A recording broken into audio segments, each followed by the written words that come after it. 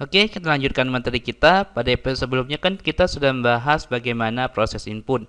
Nah, pada episode kali ini kita akan membahas bagaimana membuat proses update. Nah, jadi langsung aja kita ke ininya ya, ke source-nya. Nah, di list barang saya akan menambahkan sebuah kolom baru. Saya nambahkan kolom baru untuk link update-nya. Nah, th, tutup th. Di sini saya nambahkan sebuah kolom baru.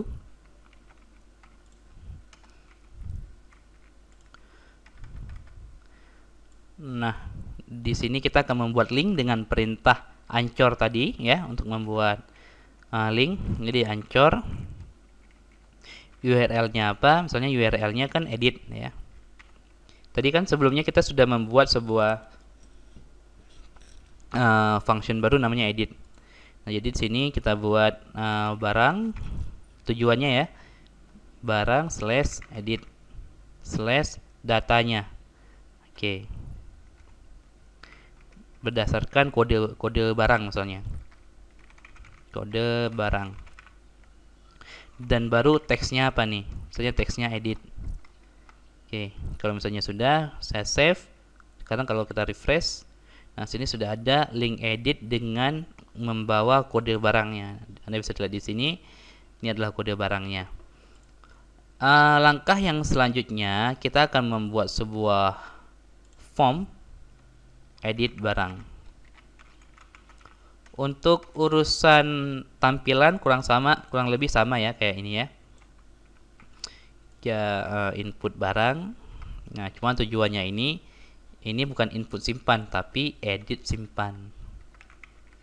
Edit simpan. Seperti yang Anda ketahui bahwa ketika kita melakukan proses edit, kita seharusnya itu bisa menampilkan data. Tunggu dulu. Di barang kita di function edit kita akan load dulu nih. Kita akan load dulu si view-nya. Kita load dulu view-nya. This load view edit barang. Oke, kalau sudah saya refresh, nah muncul kan? Nah, seperti yang lumrah Anda ketahui bahwa seharusnya ketika saya klik edit, data yang saya pilih tadi untuk saya edit muncul value-nya di sini kan? Nah, seperti itu. Kalau misalnya seperti itu, kita perlu membuat sebuah model baru untuk mengirim balik data yang dipilih tersebut. Misalnya saya membuat sebuah function baru. Saya akan membuat sebuah function baru namanya get product ya. Atau get barang lah.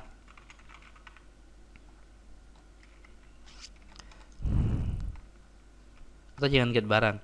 Function product aja. Function product. Nah, seperti ini.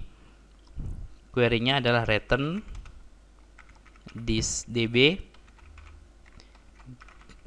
get where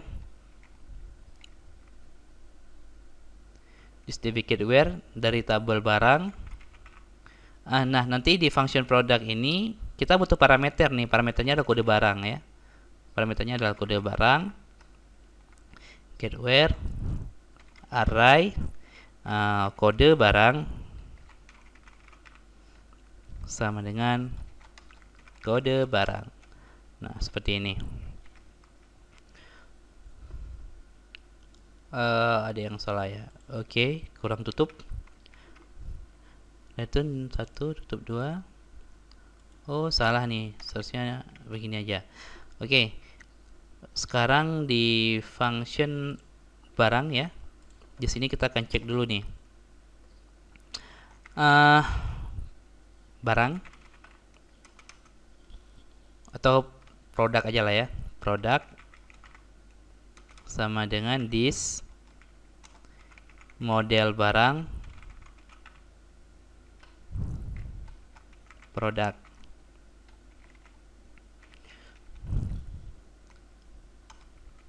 Print R as product. Kita cek dulu datanya ada nggak gitu.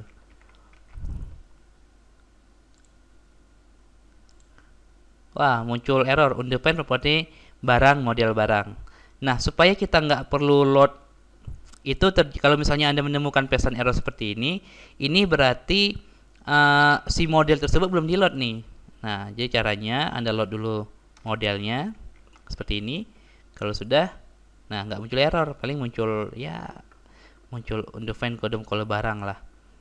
Karena di sini dia butuh parameter ya. Saya akan ambil parameter kode barang sama dengan, Anda masih ingat URI segment? Nah, kalau misalnya Anda masih ingat URI segment, kita bisa menangkap kode barang itu dari URI segmen ketiga. Jadi ini URI segmen pertama, URI segmen kedua, dan ini adalah URI segmen ketiga. Jadi this URI segmen ketiga kode barang. Oke. Kalau saya refresh sekarang, code barang, berarti di modelnya ada yang salah nih, kode seharusnya. Sekarang kalau misalnya saya refresh, nah muncul ya. Cuman kita bisa convert datanya itu menjadi dalam bentuk array. Caranya cukup tambahkan tambahkan perintah row array. Nah, seperti ini, maka datanya akan diubah menjadi array. Oh ya, mumpung saya ingat, sorry, yang tadi di sini itu resultnya itu dalam bentuk objek ya. Ini dalam bentuk objek dan ini dalam bentuk array. Oke. Berarti sekarang datanya sudah kita temukan ya. Tugas kita sekarang adalah menampilkannya. Sekarang itu cara passing datanya seperti yang di atas. Produk ya. Dan di sini data. Oke, kita refresh dulu. Seharusnya nggak muncul error. Oke, nggak muncul error. Berarti kita sudah siap untuk passing atau menampilkan datanya di sini. Cara menampilkannya gampang nih. Produk diikuti dengan nama fieldnya. Fieldnya kan kode barang.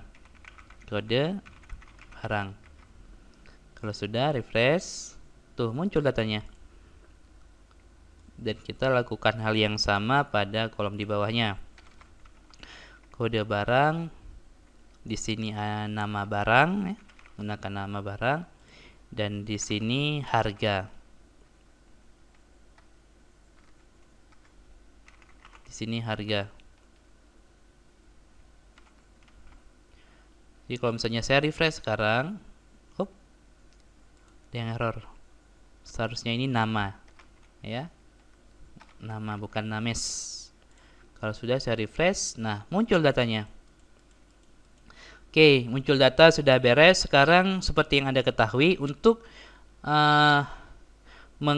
melakukan proses edit harus ada sebuah data yang menjadi acuan nih, atau menjadi acuan. Biasanya data yang menjadi primary key-nya apa gitu kan, pakai where nantinya ya ketika proses edit. Karena pakai where from hidden name-nya misalnya ID ya,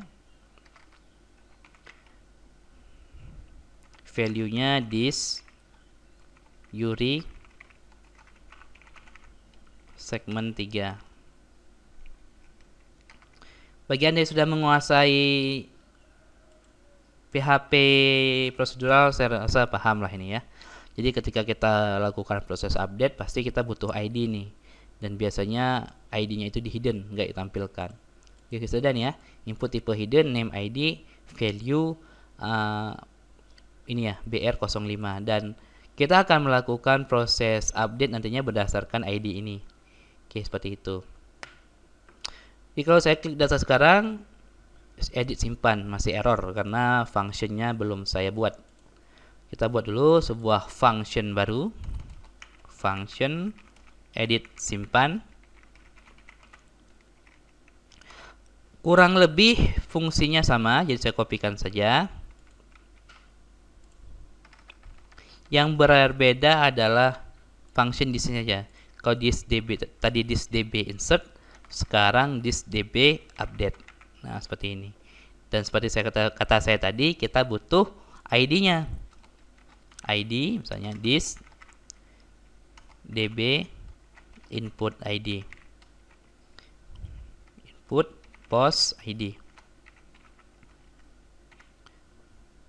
Oke, seperti ini. Kalau misalnya sudah, kita tambahkan where ya, this db where. Kita nggak berdasarkan ID ya, kita berdasarkan kode barang. Jadi di kode barang sama dengan bukan sama dengan koma ID. Nah, seperti ini. Kalau sudah, saya refresh, saya back sekali. Yang BR ini seminggu menguasai PHP MySQL, saya ubah yang menjadi web design toko online ya. Saya ubah menjadi web design toko online, desain toko online. ID-nya saya biarkan sama, harganya sama. Sekarang saya klik simpan data. Ada error nih, undefined property CDB MySQL driver input barang online 37. Kita cek online 37 apa yang errornya. This db, bukan this db, this input ya, seharusnya, sorry salah. This input post ID. Saya refresh. Nah, oke ya. Web design toko online. Oke, karena ID-nya sama, makanya dua-duanya ke-update. Saya akan ubah ID-nya satu dulu ya. Oke, saya akan ubah ID-nya satu. Wah, susah juga nih. Misalnya saya jangan yang inilah.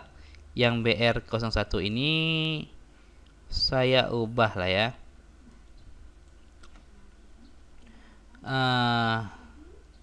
Tik ajak jQuery dalam pengolahan data 2. Harganya saya update menjadi 115.000 ya. Saya klik simpan data. Nah, kita lihat nih. Oke ya, datanya sudah berubah ya. Tik ajak jQuery dalam pengolahan data 2, harganya jadi 115.000. Jadi proses update-nya sudah berhasil. Kenapa tadi yang ini malah ke update 2? Karena ID-nya sama, saya nggak ngebuat primary key. Nah, jadi di struktur database-nya ya, saya tidak membuat primary key-nya. Makanya terjadi duplikasi data. Jadi ketika saya update ini, ketika saya update salah satu record ini, karena datanya sama, data kode barangnya sama, dua-duanya ke update gitu loh. Oke, jadi seperti itu. Oke, jadi sudah proses edit sudah selesai ya. Caranya ya samalah, Anda buat modelnya terlebih dahulu untuk retrieve data barangnya. Step kedua adalah Anda membuat sebuah function edit untuk mengirim data dari model barang itu ke view, agar nanti ketika di form editnya ini data yang akan diedit sudah muncul data lamanya. Dan setelah itu kita buat sebuah function atau membuat sebuah proses untuk edit datanya atau update datanya ke database. Nah, seperti itu. Oke, saya rasa cukup sekian pada episode kali ini. Sampai jumpa di episode selanjutnya.